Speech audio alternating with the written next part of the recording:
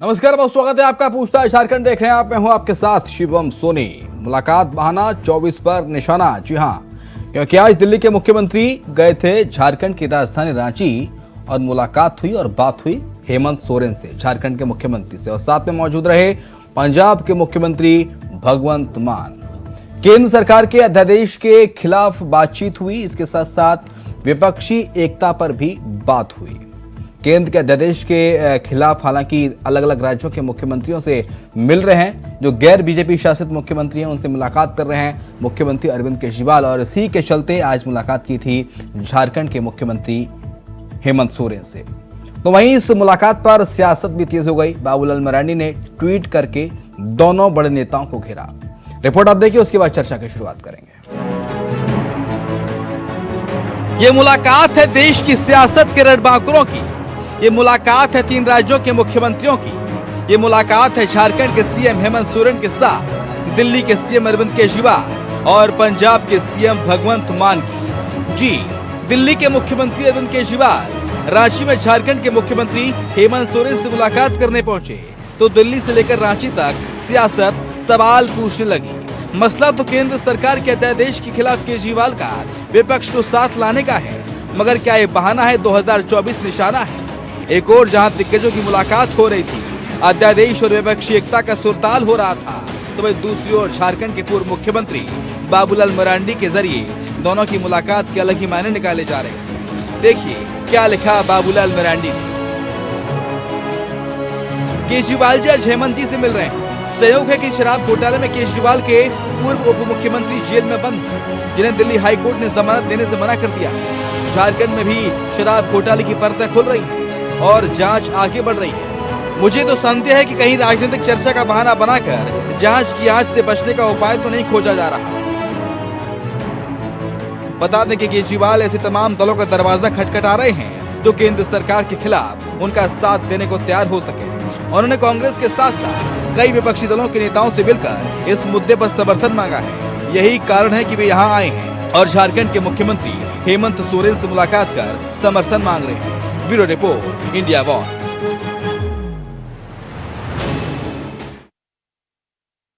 तो मुलाकात हुई है 2 दिग्गजों के बीच। मुलाकात बहाना 24 पर क्या है निशाना? क्योंकि विपक्षी एकता की मिसाल भी इस मुलाकात के जरिए पेश करने की कोशिश की गई। मुलाकात हुई, लेकिन क्या बात हुई ये अभी तक सामने नहीं आया है। प्रेस कॉन्फ्रेंस हालांकि जरूर की अरविंद केजरीवाल ने। 2 दिग्गजों की ये रांची में मुलाकात है। हालांकि 2 दिग्गज ही नहीं, बल्कि पीछे संजय सिंह भी दिख रहे हैं और राघव चड्ढा भी दिख रहे हैं। केजरीवाल और हेमंत सोरेन की मुलाकात हुई है राजधानी रांची में। विपक्षी एकता पर बात हुई। चर्चा पे आते हैं। पवन गोयल साहब हमारे साथ हैं, नेता है भारतीय जनता पार्टी के। हमारे साथ सुशांतो मुखर्जी हैं, मार्क्सिस्ट नेता हैं। लेकिन शुरुआत सुशांतो दा आपी के साथ किस तरह से देखते हैं दोनों नेताओं की इस मुलाकात को? देखिए, दोनों की मुलाकात निश्चित तौर पर हुए और सब चाहते हैं कि विपक्ष मजबूत हो, और इस मुलाकात में अगर और भी कोई सिरे से कोई काम पे आए हैं, किसी और की बात थी तो वो भी हो सकते हैं। लेकिन ये तो तय है कि 24 में विपक्ष रहेगी और बढ़िया से लड़ाई होगा। मैन टू मैन, मतलब ये नहीं कि एक के पीछे 10 खड़े हो जाएंगे, ऐसे नहीं। सिंगल सीट पर लड़ने की तैयारी चल रही है। हमें लगता है कि अच्छी शुरुआत है और आगे भी बढ़ेंगे, क्योंकि बिहार के मुख्यमंत्री माननीय नीतीश कुमार जी सारे पूरे राज्य, पूरे देश के सारे विपक्ष जितने हैं एकजुटता है और सब मिलके चाहते हैं कि देश बचाओ। इसी की आगे बढ़ने की है कि देश बचाओ, किस तरह से देश को बचाया जाए। हमारे जो अपनी संपत्ति, जो आजादी के बाद जो परचेज संपत्ति, जो ली गई संपत्ति, सारे को ये सरकार ने बेच दिया। चाहे वो रेल हो, सेल हो, तेल हो, हर किसी को बेच दिया। ये बेचने की रुकावट की जरूरत है, बेचना नहीं है। ये हमारी अपनी संपत्ति है, आपकी संपत्ति है, सबकी संपत्ति है। लेकिन सरकार समझती है, जो सरकार अभी चल रही है वो सिर्फ समझती है कि ये अदानी की संपत्ति है, तो उसे बेच दो। इसके लिए हमें लगता है कि एकजुटता होना जरूरी है, क्योंकि ये लड़ाई देश बचाने की लड़ाई चल रही है। हमारे एक आजादी 47 में मिले थे और एक आजादी 24 में लेने की जरूरत है, जो हम लोग तैयार करें। ठीक है, पवन गोयल, देश बचाने की लड़ाई है तो फिर बाबूलाल मरांडी क्यों सियासत कर रहे हैं ट्वीट करके? जी, देश बचाने की सियासत बिल्कुल ठीक कहा इन्होंने। विपक्ष से देश बचाने की तो सियासत कभी नहीं है। 70 सालों में कांग्रेस ने देश को लूट के खाया। आज भारतीय जनता पार्टी 2 बार सरकार में आई है और मैं आपके चैनल पे दावे से कहता हूँ 2014 में भी प्रधानमंत्री मोदी जी थे। वो मैं जनता के आंकड़ों के हिसाब से ये बातें कह रहा हूँ। जिस तरीके से जनता को सड़कें मिली, जिस तरीके से जनता को घर मिले, जिस तरीके से आयुष्मान सेवा मिली, जिस रेलवे की बात करें ना, रेलवे की सुई भी नहीं देती है रेलवे में, बल्कि और नई नई कंपनियों को ठेके देती है जिससे कि साफ सफाई, एलईडी, नए शौचालय, नए जंक्शन मिल सके। इनको पता कुछ होता नहीं है, आके पता नहीं कौन सी यूनिवर्सिटी से पढ़ के आ जाते हैं और नेशनल चैनल पर झूठ परोसते हैं। आप अगर इन्होंने अभी ये बात कही है, मैं इनको चैलेंज करता हूँ इस बात के लिए, एक नाम बता दे किसने खरीदा, कितने में खरीदा और कौन उसको बेचने वाला था। ना तो इनको ये पता होगा किसने खरीदा, ना इनको ये पता होगा किसने बेचा। अगर किसी रेलवे पे, माननीय दिल्ली के रेलवे स्टेशन पे माननीय दिल्ली मुख्यमंत्री के पोस्टर छप जाएंगे तो क्या रेलवे के मंत्री माननीय केजरीवाल जी हो जाएंगे? मैं एक उदाहरण देकर समझा रहा हूँ कि अदानी एक ब्रांड एम्बेसडर है, भारत का औद्योगिक व्यापारी है, उसकी फोटो जहाँ पर लग जाएगी टीवी में ऐड आपके ठीक है सर, हम रेलवे में बाद में आएंगे। रेलवे हेल मिल टेल गेल जो बात कही सुशांत मुखर्जी ने, हमें डाइवर्ट नहीं होना, हमें आना है विपक्षी एकता पे। तो केजरीवाल विपक्षी एकता के लिए आ रहे हैं, मुलाकात हो गई दोनों नेताओं की, तो डर तो नहीं रही बीजेपी? ये बताइए आप, डर कितना लग रहा है? देखिए, डरेगा वो जिसने चोरी की होगी, डरेगा वो जिसने जनता के काम नहीं किए होंगे, डरेगा वो जिसके मन में क्रोध काला होगा। माननीय अरविंद केजरीवाल जी की ही बात करते हैं, वो जगह जगह विपक्ष में घूम रहे हैं। ये वही माननीय मुख्यमंत्री जी हैं जो कहते थे टाटा, बिरला, अंबानी, राहुल गांधी, ये शिबू सोरेन के लिए इनके क्या शब्द थे, हेमंत सोरेन के लिए इनके क्या शब्द थे, परिवारवादी पार्टी है। वहीं अखिलेश यादव जी के लिए क्या शब्द थे, परिवारवादी पार्टी है। शरद पवार जी के लिए क्या कहते थे, परिवारवादी पार्टी है। यही वो मुख्यमंत्री अरविंद केजरीवाल थे जो इन सारी पार्टी को भ्रष्टाचारी पार्टी बताते थे और कहते थे ना मैं कभी समर्थन लूंगा ना मैं दूंगा। आज ये समर्थन के लिए तो जा रहे हैं। आज अध्यादेश क्या पहली बार भारतीय जनता पार्टी दिल्ली में लाई है? इससे पहले की सरकारों ने क्या अध्यादेश पारित नहीं किए? ये सब बहकावे की राजनीति है। आप एक बात बताइए, दिल्ली सरकार आज उसको पता चला है विपक्ष है। 2013 से आम आदमी पार्टी की सरकार दिल्ली में, इससे पहले विपक्ष के पास कितनी बार चले गए? इससे पहले क्यों नहीं गए? क्योंकि इससे पहले वो उनके ऊपर आरोप लगाते थे परिवारवाद का। दूसरी बात अब करते हैं, दिल्ली के अंदर जो अध्यादेश लाया गया है उसके अंदर माननीय मुख्यमंत्री जी चेयरमैन है जो सुप्रीम कोर्ट के फैसले को टाल कर केंद्र सरकार ने, आप एक चीज और बता दूं, ये कह रहे हैं कि एलजी दिल्ली के साथ भेदभाव की राजनीति करते हैं। ये पहले दूसरे तीसरे एलजी हैं। पहले एलजी नजीब चंद, दूसरे के बाद अनिल बैजल, तीसरे के बाद सक्सेना, तीनों के साथ इनकी तू मैं हो रही है। एक एलजी खराब हो सकता है, 2 एलजी खराब होते हैं, तीनों एलजी खराब हैं। आप एक बात बताइए, क्योंकि एलजी केंद्र सरकार के इशारे पर काम करते हैं इसलिए ऐसा कहते हैं वो। ठीक है, प्रीतपाल सलूजा, आज मुलाकात हुई सर, लेकिन क्या बात बन गई अध्यादेश के खिलाफ आने पर? देखिए, मुख्य आम आदमी पार्टी नहीं है, ना भारतीय जनता पार्टी, ना कांग्रेस या अन्य पार्टी है। हमारे देश का संविधान जो भीमराव अम्बेडकर जी का जो संविधान है वो मुख्य है, हम सब के लिए सर्वोपरि है और होना भी चाहिए। वर्तमान में जो भारतीय जनता पार्टी की सरकार है उसको जिसको नाबूद कर देना चाहती है, उस जो संविधान बाबा साहब का जो संविधान को खत्म कर देना चाहती है, उसको मानना नहीं चाहती। इसी सब को लेकर जैसे अभी भारतीय जनता पार्टी के प्रवक्ता बहुत मद में और अहंकार में इस बात को कह रहे थे कि क्या अध्यादेश पहली बार आया है। बिल्कुल उन्होंने सही कहा। पहला अध्यादेश आया था 2015 23 तारीख को, जो भारतीय जनता पार्टी के मुखिया प्रधान सेवक नरेंद्र मोदी जी लेके आए थे। जब दिल्ली की सरकार के पास, पिछली सरकारों के पास ऐसे भी हुआ करते थे, उसको छीन लिया। ट्रांसपोर्ट पॉलिसी के जो अधिकार पिछली सरकार को हुआ करते थे वो छीन लिए। जब मामला न्यायालय में गया, 5 साल तक वो मामला चला, 8 साल तक लगभग वो मामला चला। न्यायालय ने 11 मई 2023 को इसका उन्होंने कह दिया कि भाई ये अधिकार दिल्ली सरकार के और ये अधिकार केंद्र सरकार के। जो सीमित सरकार, जो केंद्र सरकार के पास अधिकार है ट्रांसपोर्ट पुलिस का और डीडीए का, और जो अधिकार है वो उनके पास रहेंगे। बाकी ट्रांसपोर्ट पोस्टिंग जो सिलेक्टेड सरकार है, चूंकि चुनी हुई सरकार है, उसके पास होना चाहिए। अभी भारतीय जनता पार्टी के प्रवक्ता बार बार इस बात को कह रहे हैं कि 3 एलजी है और तीनों एलजीओ से इनकी एलर्जी है। भाई एलर्जी किस बात की होगी बताइए?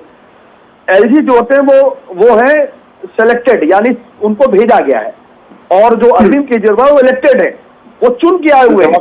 दिल्ली की जनता ने भारतीय जनता पार्टी का मुंह काला किया 2013 में भी, 2015 में भी और 2020 में भी, और 2000 अभी जो एमसीडी का चुनाव गया तब भी हुआ। देश देख चुका है दिल्ली की जनता। 2020 का चुनाव आपको याद होगा सर कि 2020 में भारतीय जनता पार्टी ने दिल्ली को रण का मैदान बना दिया था। हिंदू मुसलमान के इतनी बड़ी उन्होंने साजिश करने का प्रयास किया, मगर दिल्ली के लोग समझदार थे, इनकी बातों में नहीं आए। फिर उनको मुंह काला इनको किया, इनकी औकात दिखाई कि तुम्हारी औकात क्या है, तुम ये काम करो। तुमको काम दिया, आपके सांसद हैं साथ दिल्ली में, आप काम करो, क्यों नहीं करते? किसने रोका आपको? एमसीडी का काम करने का मौका मिला, आपने क्या किया? एमसीडी में लूट के खा लिया। 17 साल का राज आप था, ये हाल कर लोग एक लीटर एक ईटा अपने मकान पे लगाते तो उस पर पैसा आपसे देना पड़ता था आपके अधिकारी कर्मचारियों सभासदों को। आज दिल्ली की जनता ने फिर चुना एमसीडी को। जब वहां मेयर चुनने की बात आई तब भी आपने वहां पलीता लगाने का काम किया। माननीय सुप्रीम कोर्ट ने आदेश दिया, तब जाके मेयर वहां चुना गया हमारा। तो भारतीय जनता पार्टी संविधान को पूरी तरह से ताक पे रख देना चाहती है, वो संविधान को खत्म कर देना चाहती है। अरविंद केजरीवाल जी ने कहा कि जो देश से प्यार करते हैं, जो संविधान से प्यार करते हैं, वो चाहे विपक्ष हो, चाहे भारतीय जनता पार्टी में ही ऐसे सांसद होंगे, ऐसे राज्यसभा सांसद होंगे जो भारतीय जनता पार्टी की जो नीतियां है, जो वर्तमान में देश को तोड़ने की नीतियां हैं, उससे वो उपसुप्त है। लेकिन आपको लगता है कि कांग्रेस के बिना राज्यसभा में आप इस बिल को रोक पाएंगे? प्रीतपाल सलूजा, क्या कह रहे हैं सर? आपको लगता है कि बिना कांग्रेस के राज्यसभा में आप इस बिल को, इस ऑर्डिनेंस को रोक पाएंगे? देखिए, मैंने सबसे पहले कहा था, ना कांग्रेस मुख्य है, ना आम आदमी पार्टी मुख्य है, ना भारतीय जनता पार्टी मुख्य है, ना जितनी पार्टियां मुख्य विपक्षी दल है सर कांग्रेस। हमारा देश है, संविधान रहेगा, सांसद हैं उनके। सर संविधान रहेगा तब आप अपने चैनल से जय हिंद कहते हुए अपनी बात को रख पाएंगे। मैं अपनी पार्टी में रह के जय हिंद कह के अपनी बात, मैं तो जय हिंद अभी लगातार कह रहा हूं, लेकिन मेरा सवाल आप समझ नहीं पा रहे, टेक्निकली थोड़ा समझने की। मैं एकदम समझ गया आपकी बात को। आपका ये कहना है कि कांग्रेस समझ, देखिए देश की जहां तक बात आएगी, अभी राहुल गांधी जी का आज ही बयान आया है, जब किसी पत्रकार बंधु, विदेशी पत्रकार बंधु ने कहा कि केजरीवाल जी आपसे समर्थन मांग रहे हैं, आप क्या कहना चाहते हैं? उन्होंने कहा वो ट्रू, वो सही है कि भारत में भारतीय जनता पार्टी जो नरेंद्र मोदी जी की सरकार है, वो संविधान को खत्म कर देना चाहती है। हम इस पे विचार कर रहे हैं, समय आने पे हम अपना जवाब देंगे। तो हमको पूरा उम्मीद है कि देश के संविधान को बचाने के लिए देश की सभी विपक्षी पार्टियां राज्यसभा में इस बिल को गिराकर इस अहंकारी सरकार का मुंह काला करने का काम करेगी। ठीक है, लेकिन सुशांत मुखर्जी, लगता है कांग्रेस पार्टी साथ आएगी? क्योंकि असली लड़ाई कांग्रेस से ही थी अरविंद केजरीवाल की, आम आदमी पार्टी की 2012 में। देखिए, निश्चित तौर पर आएगी कांग्रेस। हाँ, क्योंकि ये लड़ाई अब देश तोड़ने की और देश बचाने की बात हो रही है। हमें लगता है कि देश बचाने के लिए कोई भी सरकार में रहे, किसी की भी राज्यसभा रहे, वो निश्चित तौर पर ये बिल पर जरूर आएंगे। वो नहीं आएंगे तो उसे दूसरे कुछ देश समझ कौन लिए तोड़ रहा है जाएंगे। सर? लेकिन कोई भी ऐसा पार्टी नहीं है, हमें लगता है कि इस बिल पर समर्थन नहीं। देश कौन तोड़ रहा है सुशांत मुखर्जी? देश कौन तोड़ रहा है? आपको नहीं दिख रहे देश टूटते हुए? देश तोड़ना मतलब बांट देना, बेच देना नहीं। देश में भाई भाई को लड़वा देना, हर चीज पर टकराव करवा देना। आपने देखा अभी तुरंत कर्नाटक चुनाव गए, क्या किए वहां पर भी यही किए। दिल्ली में भी जहां पर चुनाव, वहां पर ही हिंदू मुस्लिम करके इनकी जो वोट की कैपेसिटी बढ़ाने की कोशिश करते हैं। लेकिन देश की जनता अब बढ़िया से समझ चुकी है। जनता को गुमराह करके आप 5 साल, 7 साल, 8 साल तक रह सकते हैं, रख सकते हैं, लेकिन अब देश की जनता समझ गई है। हमें लगता है कि अब इनको, बीजेपी को ये बार बार कहने पड़ेगा कि जिस राज्य में अभी चुनाव आ रहे हैं, मध्य प्रदेश है, छत्तीसगढ़ है, राजस्थान है, फिर झारखंड है, ये सब जो चुनाव अभी लगातार होते रहेंगे, उसमें हारेंगे और वो कहेंगे कि मैं जान के हार रहा हूं कि ईवीएम पर किसी का नजर ना पड़े, क्योंकि चुनाव में 2024 में हम जीतेंगे। ये बात करके, क्योंकि हारने के बाद और कुछ जगह नहीं है। आप सोच सकते हैं कि कहां 65-66 सीट और कहां 165 सीट, ये सब देखने की जरूरत है। जनता समझ रही है। बीजेपी वाले लोग भी अब बोलने लगे हैं, क्या करें, हम तो पार्टी में हैं, नहीं तो हम तो जो करने का है वो 24 में करिए देंगे। जी ठीक है पवन जी, देश को तोड़ने की साजिश हो रही है, उसको नाकाम किया जा रहा है इस विपक्षी एकता के जरिए। ये देश को बचाने की कवायद है, देश को जोड़ने की कवायद है। मोहब्बत की दुकान खोली जा रही है। राहुल गांधी अमेरिका में मोहब्बत की दुकान खोल रहे हैं, केजरीवाल झारखंड में खोल के गए हैं। शिवम जी, हाँ। अभी आम आदमी पार्टी के प्रवक्ता मुंह काला और इस तरह की बातें कर रहे थे भाजपा की, तो माननीय केजरीवाल जी बोलते थे 250 में से 200 सवा 200 सीटें आएंगी। मुंह काला आपने कहा था कि 225 में से तीन तीन एलजी आया और तीनों एलजी से दिक्कत केजरीवाल को। भाई एलजी किसके आए थे, वो किसने भेजे थे? एलजी किस चीज के लिए भेजे गए थे? शिवम जी, मैं जवाब दे रहा हूँ एलजी साहब। जितना एलजी मैं कह रहा हूँ दिल्ली में हस्तक्षेप करते हैं उतना और राज्य में क्यों नहीं करते राज्यपाल हस्तक्षेप? उसका कारण है केंद्र शासित प्रदेश है। आप एक बात देखिए, एलजी जो है, जो केंद्र शासित प्रदेश का केवल दिल्ली है, बाकी राज्य तो है। और किसी के मुख्यमंत्री इतना हस्तक्षेप क्यों नहीं करते जितना माननीय मुख्यमंत्री केजरीवाल जी करते हैं? अभी पहले क्या बोलते थे कि ये एमपीडी के चुनाव लड़ाना नहीं चाहते, एमपीडी के चुनाव से डरकर भाग रही है, चुनाव हुए। उसके बाद बोलते थे मेयर बनाना नहीं चाहते, मेयर इनका बन गया। इनके आरोपों की अगर मैं बात करूं तो 27 ऐसे लीडर्स थे देश के, टाटा, बिरला, अंबानी, राहुल गांधी, रॉबर्ट वाड्रा, सोनिया गांधी, सतीश उपाध्याय, नितिन गडकरी, सबसे ये माफी मांग लेते थे। आज क्या कर रहे हैं? अध्यक्ष के ऊपर जैसे ही सुप्रीम कोर्ट ने इनको ऑर्डर करे इनके फेवर में कि आपको दिल्ली सरकार को अनुमति दी जाती है, वो जितने भी अधिकारी हैं उनको चेंज कर सकते हैं। आप देखो शिवम जी, 2 घंटे भी नहीं लगाए, रात को 12 बजे 2 बजे दफ्तरों में जाकर ऑर्डर कर रहे हैं। इनके खिलाफ ये ट्रांसफर ऑर्डर निकाल रहे हैं। जो सत्येंद्र जैन की जांच कर रहे हैं अधिकारी, जो जमीन घोटाले की जांच कर रहे हैं, जो आबकारी नीति की जांच कर रहे हैं, जो जासूसी कांड की जांच कर रहे हैं। मैं ये कहना चाहता हूं आपके चैनल के माध्यम से शिवम जी, इतनी जल्दी क्या थी कि पहले दिन ही आप अधिकारियों को ट्रांसफर कर रहे थे, इसलिए सरकार ने हस्तक्षेप किया। मनमानी ये कर रहे थे। इतनी जल्दी क्या थी सुप्रीम कोर्ट के आदेश के बाद ऑर्डिनेंस ले आए? इतनी जल्दी क्या थी पवन गोयल के सुप्रीम कोर्ट के आदेश के बाद ऑर्डिनेंस लेके आ गए? इतनी जल्दी क्या थी? सुप्रीम कोर्ट ने अधिकार दिए दिल्ली सरकार को, उसके 10 दिन बाद आप ऑर्डिनेंस ले आए। यही तो मेरा प्रश्न है कि उन अधिकारियों से काट क्यों नहीं? इसे तो अध्यादेश लाया कि जिन अधिकारियों, जो अधिकारी जांच कर रहे हैं, बीजेपी आम आदमी पार्टी कह रही है कि न्यायालय की अवमानना कर रहे हैं आप कोर्ट के आदेश को नहीं मान रहे हैं। आप एक बात समझिए, जो संसद की किस लिए होती है? संसद में संविधान। अभी इन्होंने माननीय भीमराव अंबेडकर जी की बात की थी। एलजी को बनाने वाला संविधान भी माननीय भीमराव अंबेडकर का। आप मान लीजिए ना, जिस संविधान से मुख्यमंत्री चुन के आते हैं शिवम जी, उसी संविधान से एलजी चुनकर आते हैं। IAS ऑफिसर रैंक के आदमी एलजी बनते हैं। क्या वो संविधान को नहीं मानते? क्या वो संविधान से पढ़कर नहीं आए? नेता तो केवल 5 साल का होता है। यूपीएससी एग्जाम क्लियर करने वाला इंसान अधिकारी लेवल का संविधान पढ़कर आया हुआ होता है। नेता तो फिर भी, जिसको एक चौथी फेल राजा कहते हैं। मैं इनसे पूछना चाहता हूँ, बिहार का मुख्यमंत्री श्री नीतीश कुमार जी, उनके डिप्टी सीएम तेजस्वी यादव, लालू प्रसाद यादव जी के बेटे, कितनी उनकी डिग्री है? कितने उन पर भ्रष्टाचार के आरोप है? क्या वो अब ईमानदार हो गए? उनके तो पिताजी आज भी जेल में है। यही अरविंद केजरीवाल जी। शिवम जी, सवाल तो आपको आम आदमी पार्टी के प्रवक्ता से पूछना चाहिए कि जिन पार्टियों का आप शासन करने जा रहे हो, जिनकी गोद में आप बैठ रहे हो, उन्हीं को आप गाली बका करते थे, उन्हीं को आप भ्रष्टाचारी कहते थे। क्या वो आज ईमानदार हो गए? जब वो भ्रष्टाचारी हैं तो आपको भ्रष्टाचार का समर्थन क्यों चाहिए? आपको तो समर्थन ईमानदार आदमी का चाहिए ना। जिस शिवसेना को, उद्धव ठाकरे को परिवारवाद का भ्रष्टाचारी बताते थे, जिसको एनसीपी को, शरद पवार को इतनी गालियां इन्होंने बकी है, इतने आरोप इन्होंने लगाए हैं, उनसे माफी मांग ली, उसके बाद कोर्ट में मुकदमा न मानने का, आज उनसे समर्थन मांगने जा रहे हो। अरे कैसी राजनीति करते हो आप तो दिल्ली के अंदर शराब बंद करने आए थे, आपने दिल्ली में एक के साथ एक शराब फ्री कर दी। कहाँ गए आपके स्कूल? शराब घोटाले के मामले में प्रेतपाल सलूजा साहब, बाबूलाल मरांडी भी कह रहे हैं कि आपके पूर्व मुख्यमंत्री तिहाड़ में बंद हैं, दिल्ली झारखंड में शराब घोटाले की परतें खुल रही हैं, तो जांच की आंच को लेकर दोनों दिग्गजों की एक साथ मुलाकात हो रही है, दोनों घोटालेबाज हैं, कह रहे हैं बाबूलाल मरांडी। सर, ये अभी भारतीय जनता पार्टी के प्रवक्ता बैठे हुए, मेरे बात ये जवाब दे दे इस बात का, ये बता दे शराब घोटाला है क्या? अभी तक ये बताने पे इन्होंने कहा कि अरविंद केजरीवाल जी ने उन लोगों को बुरा भला कहा था, आज उनके साथ बैठे। देखिए, देश टूट रहा है, हम अपनी विचारधारा से नहीं भटक रहे। हम ये कांग्रेस से नहीं करें कि हमारी विचारधारा से जुड़ जाओ आके। हम आज शिबू सोरेन जी से मिले, उनसे ये नहीं कहा कि हमारी विचारधारा से मिल लो। जहाँ देश की बात है, जहाँ देश की बात होती है, सबको अपनी बात को अलग रखकर, अपनी पार्टी, अपने अहंकार को अलग रख के आना पड़ेगा। अब मैं इनको एक बात बता दूं, उन्होंने कहा कि अरविंद केजरीवाल ने कहा था और उनके साथ बैठ गए। ये हमको ज्ञान दे रहे हैं।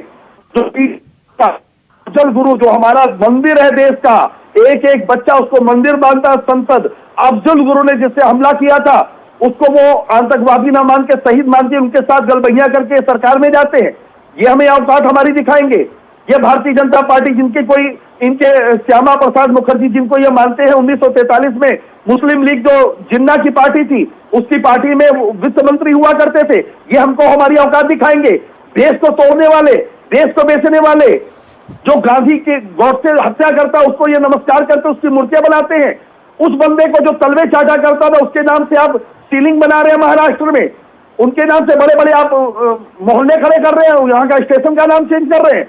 ये हमको हमारी औकात दिखाएंगे। अमित शाह ने कहा था दिल्ली चुनाव 2020 में कि 70 में से 45 सीटें आई कितनी? 8 सीटें। झारखंड में इन्होंने कहा था 81 में 65 सीटें आएंगी, ये अमित शाह का बयान है, मेरा बयान नहीं है, 25 सीटें आई। छत्तीसगढ़ में इन्होंने कहा था 90 सीटें आएंगी, 90 में 50 सीटें आई कितनी? 15 सीटें। तो इस तरह से भारतीय बंगाल के अंदर इन्होंने बवाल मचा दिया था, 294 सीटें में 200 सीटों का दावा किया था, ये 77 सीटें। तो अमित शाह पूरी तरह इनके जो चाणक्य है, जो तड़ी पार चाणक्य है, वो पूरी तरह से फेल हुए। एक नहीं, बीचों मेरे पास रिकॉर्ड है, कहीं मैं बोल तो मुंह काला हो जाएगा आपका। भारतीय जनता पार्टी ने देश का संविधान खत्म किया। हाँ, सभी पार्टी, जो विपक्ष पार्टी जो हमारे चैनल को हमारे माध्यम से सुन रही है, जो अभी तक नहीं आम आदमी पार्टी के साथ आई है, देश बचाने की बात आ रही है, चाहे वो कांग्रेस हो, चाहे जो भी अभी नहीं आ पाई हो शेष पार्टियां, वो आए। और भारतीय जनता पार्टी के बीच में जो सांसद है और राज्यसभा सांसद है, वो भी मनन करें कि अगर संविधान रहेगा तो अपने क्षेत्र के वो सांसद बनेंगे और राज्यसभा सदस्य चुने जाएंगे। तो अगर संविधान ही नहीं होगा, आने वाले समय में चुनाव ही नहीं होंगे। आपको याद होगा चीन में उन्होंने क्या किया? चीन में उन्होंने संविधान बदल दिया, चुनाव खत्म करा दिए। वही काम नरेंद्र मोदी देश में माफी मांगते हैं कि वो चुनाव को ही खत्म कर देना चाहते हैं, चुनाव प्रक्रिया को ही खत्म कर देना चाहते हैं। देश की मीडिया देखिए बैठी हुई है। सुशांत मुखर्जी, विपक्षी एकता से डर है क्या सरकार में लगे हुए? विपक्षी एकता में जुटे हुए नीतीश कुमार, अरविंद केजरीवाल, हेमंत सोरेन, राहुल गांधी, क्या इस विपक्षी एकता से डर है क्या आने वाले समय में? और खतरा होना चाहिए, डर होना भी चाहिए क्या? लाजमी है डर अगर है तो? सुशांत दा, आप मुझसे पूछना शिवम जी। हाँ, देखिए, डर हर पॉलिटिकल पार्टी को डर लगी रहती है, ठीक है। जब मजबूती कड़ी आती है, मजबूत किसी तरह से आए, चाहे वो जात पात के नाम से मजबूती आए, चाहे वो लड़के मजबूती आए, हमें लगता है वो मजबूत होते हैं। देखिए, ये भाजपा जो है, ये ऐसे पार्टी है कि देश आजादी के बाद, आजादी से पहले भी ये सरेंडर पॉलिसी पर रहते हैं, ये खुद को सरेंडर कर जाते हैं और देश आजाद होने के बाद यहाँ भी अभी सरेंडर करने वाले हैं। 2024 की चुनाव में ये बहुत ही इसकी खराब परिस्थिति आने वाले हैं। हमें लगता है कि बहुत से राज्य में चुनाव से पहले, बहुत सी राज्य में चुनाव से पहले, मेंबर ऑफ पार्लियामेंट के पहले बहुत से एमपी छोड़ देंगे, दूसरे पार्टी ज्वाइन करेंगे। खाली और 2 चुनाव होने दीजिए, राजस्थान और मध्य प्रदेश के चुनाव खत्म होने दीजिए, आपको पता चलेगा कि इनकी ताकत कितनी हवा में थी, कि जनता के बीच में थी। ये जनता तय करेगी। ठीक है जी, जनता तय करेगी। पवन जी। जी जी, मैं तो बिल्कुल ये बात कहता हूँ, हम तो जनता के जनता के निर्णय का समर्थन। देखिए, जनता तो सर तय कर चुकी है। ऐसा लग रहा है कि जनता महंगाई से त्रस्त है, जनता महंगे इलाज से त्रस्त है, जनता बेरोजगारी से त्रस्त है। मुझे टाइम दिया था। हाँ हाँ, आपने मुझे बहुत कम समय दिया है। नहीं, आप पूरा समय आपका है सर, ओवर टू यू। जी, मैं बिल्कुल कह रहा हूँ। हाँ, आपने कहा महंगाई का मुद्दा है, लेकिन मैं आपके सामने आंकड़े रख रहा हूँ, प्लीज उसको ध्यान से सुनिएगा। 2 जल्दी लाख का बीमा करोड़ों लोगों का, 4.25 करोड़ लोगों के लेकर आयुष्मान सेवा से 50 करोड़ लोग 5 लाख के बीमा का लाभ उठा चुके हैं। आप और नहीं है, 12 किलोमीटर से 38 किलोमीटर डेली हाईवे बन रहा है, 6 लाख करोड़ का रक्षा बजट हो चुका है। धारा 300 अंगूठा उल्टा कर रहे हैं प्रीतपाल सलूजा, अंगूठा ऐसे उल्टा करके दिखा रहे हैं। अगर ये अंगूठा उल्टा कर रहे हैं ना, मैं अभी चैनल में आम आदमी पार्टी की सदस्यता ज्वाइन कर लूंगा। ये मुझे माननीय मुख्यमंत्री जी के क्षेत्र में, जहां नई दिल्ली सीट से, एक स्कूल, एक कॉलेज, एक अस्पताल, एक कम्युनिटी सेंटर अगर नया जमीन लेकर बनाया हो, 500 बताइए। अभी आम आदमी पार्टी ज्वाइन करेंगे पवन गोयल, प्रीतपाल सलूजा। अभी आम आदमी पार्टी ज्वाइन करेंगे तुरंत इंडिया वॉइस पर लाइव, पूरा देश देखेगा। ये दूसरी पार्टी से आते हैं, एक नहीं। नाम अरविंद केजरीवाल 2020 में जनता के बीच में गया था, नाम रिपोर्ट कार्ड लेकर, उसने कहा था अगर मैंने ये काम किया है तो मुझे आप वोट देना, नहीं तो नहीं देना है। नाम बताइए, नाम प्रीतपाल सलूजा, नाम बताइए, वो कह रहे हैं। रिपोर्ट कार्ड लेकर नहीं ले जा सकते हैं। अरविंद केजरीवाल ने 56 इंच का चीना दिखाया था और रिपोर्ट कार्ड लेकर जनता के बीच में गया था। लास्ट 30 सेकंड आप दोनों के पास, जल्दी से प्रूफ कीजिए। सरकारें लगातार गिर रही है, लगातार गिर रही है, लगातार। आपको एक बढ़िया प्रवक्ता मिलने वाला है सर, प्रीतपाल सलूजा, प्रूफ दीजिए ना। आपको शिवम जी, तेज तरार ये बोलने वाला तो प्रवक्ता मिल जाएगा पवन अगर गोयल जैसा। अगर 2020 में हम जनता के बीच में गए थे तो रिपोर्ट कार्ड लेके गए थे। अरविंद केजरीवाल अगर मैंने तुमको नहीं दी, स्वास्थ्य मुफ्त नहीं दिया, नाम बता देंगे आने वाले समय में सर। तारीख तो पहले आप भी नहीं बताते थे, अब वो भी नाम बता देंगे, अभी नाम नहीं बता रहे हैं। बहुत शुक्रिया आपका पवन गोयल जी, प्रीतपाल सलूजा आपका शुक्रिया, सुशांत मुखर्जी आपका शुक्रिया चर्चा में शरीक होने के लिए। और इसी के साथ हमारी इस खास पेशकश पूछता है झारखंड में इतना ही। खबरें लगातार जारी हैं, आप देखते रहिए इंडिया वॉइस।